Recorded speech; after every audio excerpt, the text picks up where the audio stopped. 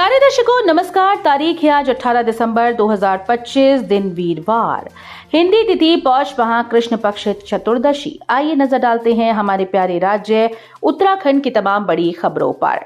Video शुरू करने से पहले कमेंट बॉक्स में जय हिंद लिखकर हमें सपोर्ट करें। तो चलिए शुरू करते हैं। मुख्यमंत्री स्वरोजगार योजना, सीएम ने 3,848 लाभार्थियों के बैंक खातों में भेजे 33.22 करोड़। सीएम पुष्कर सिंह धामी ने बुधवार को मुख्यमंत्री स्वरोजगार योजना के तहत 3,848 लाभार्थियों के बैंक खातों में 33.22 करोड़ रुपए की धनराशि का ऑनलाइन माध्यम से वितरण किया। उन्होंने कहा कि राज्य सरकार का संकल्प है कि उत्तराखंड का युवा नौकरी ढूंढने वाला नहीं बल्कि नौकरी देने वाला बने। कहा कि मुख्यमंत्री स्वरोजगार योजना राज्य की उन प्रमुख योजनाओं में से एक है जिसने वास्तविक रूप से पलायन को रोकने, रिवर्स माइग्रेशन को बढ़ावा देने और स्थानीय स्तर पर रोजगार सृजन में महत्वपूर्ण भूमिका निभाई है। मुख्यमंत्री ने कहा कि कोविड-19 के दौरान लौटे प्रवासी, युवा उद्यमी, कारीगर, हस्तशिल्पी और शिक्षित बेरोजगार इस योजना के प्रमुख लाभार्थी हैं। योजना के अंतर्गत राज्य के मूल और स्थायी निवासियों को विनिर्माण, सेवा और व्यापार क्षेत्र में राष्ट्रीयकृत सहकारी और क्षेत्रीय ग्रामीण बैंकों के माध्यम से ऋण सुविधा उपलब्ध कराई जा रही है। विनिर्माण इकाइयों के लिए 25 लाख तक और सेवा और व्यापार इकाइयों के लिए 10 लाख तक की परियोजना लागत अनुमन्य है।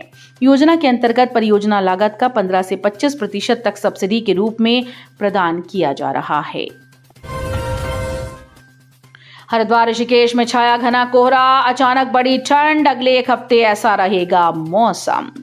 उत्तराखंड में अब ठंड पड़ने लगी है। हरिद्वार ऋषिकेश में दिन की शुरुआत घने कोहरे के साथ हुई, वहीं पहाड़ी इलाकों में हल्की धुंध छाई है। उधर प्रदेश के पर्वतीय इलाकों में आज से 4 दिन तक बारिश व बर्फबारी की संभावना जताई जा रही है। मौसम विज्ञान केंद्र की ओर से जारी पूर्वानुमान के अनुसार 20 दिसंबर तक प्रदेश भर में मौसम शुष्क रहेगा, जबकि 21 दिसंबर को उत्तरकाशी, चमोली, रुद्रप्रयाग व पिथौरागढ़ जिले के कुछ हिस्सों में बारिश होने की संभावना है। रुद्रप्रयाग के लाठधार तोक में स्कूल जा रहे बच्चों को दिखा भालू, शोर मचाया, फिर जान बचाकर भागे। जनपद से सटे चिनग्वाड़ ग्राम सभा के लाठधार तोक में स्कूल जा रहे बच्चों और अभिभावकों ने रास्ते में भालू देखा। उन्होंने शोर मचाकर उसे भगाने का प्रयास किया, लेकिन भालू उनकी ओर आने लगा। ये देख छात्र और अभिभावक जान बचाकर घरों की ओर दौड़ पड़े, परिजनों को जानकारी दी। ऐसे में बच्चे स्कूल नहीं जा सके। चिनग्वाड़ गांव से प्रियांशु सचिन को राजकीय इंटर कॉलेज पीछा छोड़ने के लिए उनके परिजन आ रहे थे कि अचानक रास्ते में भालू को सामने पेड़ पर देखा। राशन कार्ड उपभोक्ताओं के लिए बुरी खबर, सस्ते गल्ले में अभी नहीं मिलेगा ये अनाज। उपभोक्ताओं को सरकारी चावल के लिए अभी और इंतजार करना होगा। सरकारी गोदाम में अभी तक चावल नहीं पहुंच पाया।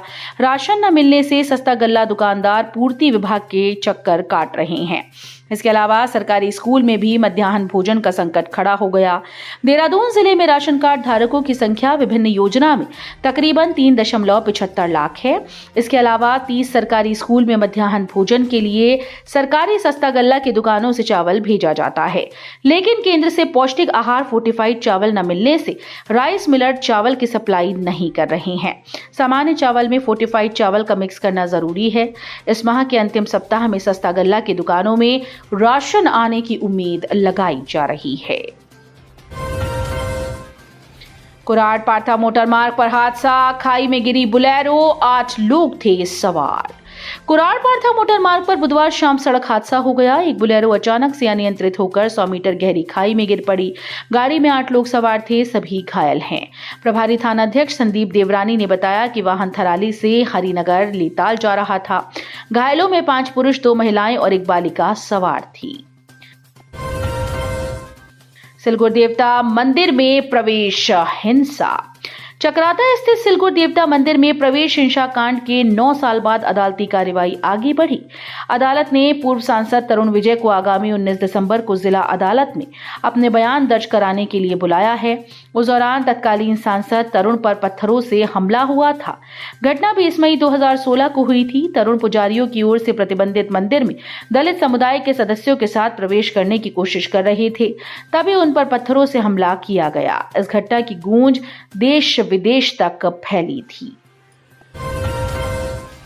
नैनीताल आने वाले सैलानियों के लिए नया नियम, बॉर्डर पर यह स्टिकर लगवाना होगा जरूरी, तभी पहाड़ चढ़ सकेंगी गाड़ियां।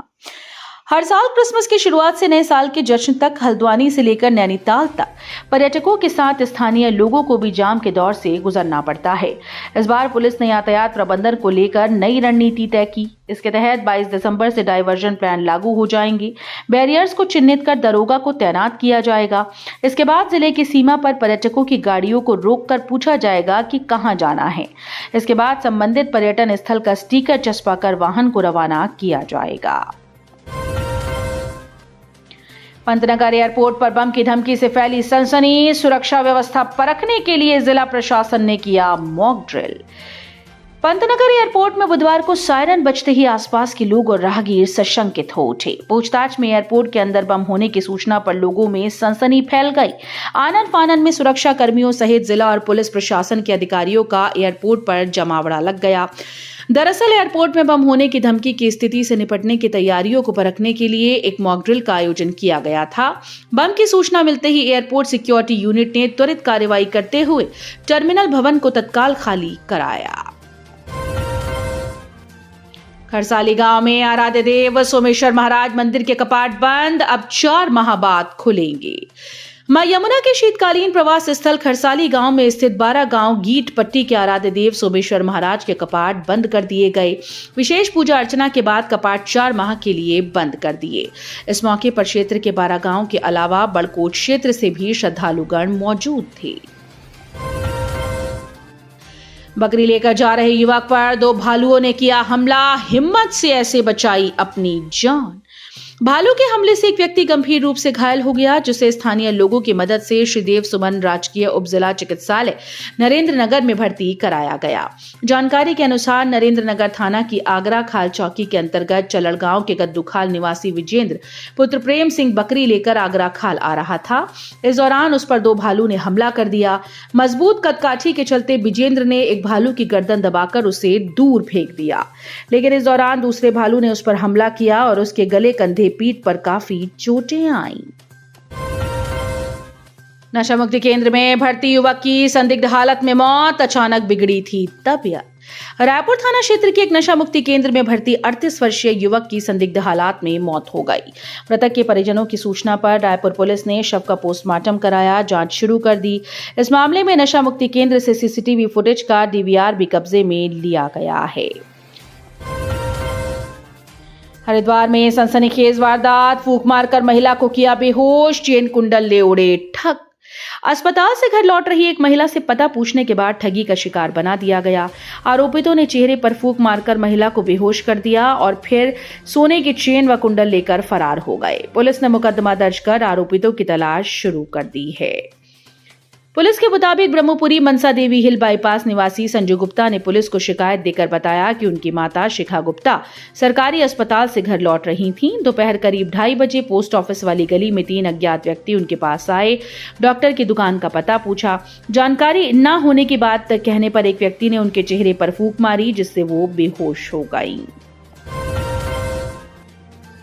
4 युवकों की मौत। दून के ONGC चौक की तरह हुआ हादसा। रात SUV रफ्तार, फिर ट्रक में घुसी कार। 1 साल पहले देहरादून के ONGC चौक में हुए हादसे की तरह ही मनसा देवी मंदिर के रेलवे फाटक के पास देर रात भीषण दुर्घटना हुई। वहां जिस तरह तेज रफ्तार SUV कार ट्रक के पिछले हिस्से से जा टकराई थी, उसी तरह से यहां भी तेज रफ्तार SUV ट्रक के पीछे जा घुसी। प्रत्यक्षदर्शियों के मुताबिक गाड़ी 100 किलोमीटर प्रति घंटा से ऊपर की रफ्तार से जा रही थी। दुर्घटना के ठीक पहले चालक नियंत्रण खो बैठा। हरिद्वार से ऋषिकेश की ओर आ रही एक थार गाड़ी में सवार युवक ने बताया कि इस कार ने कुछ ही देर पहले उनकी गाड़ी को ओवरटेक किया था।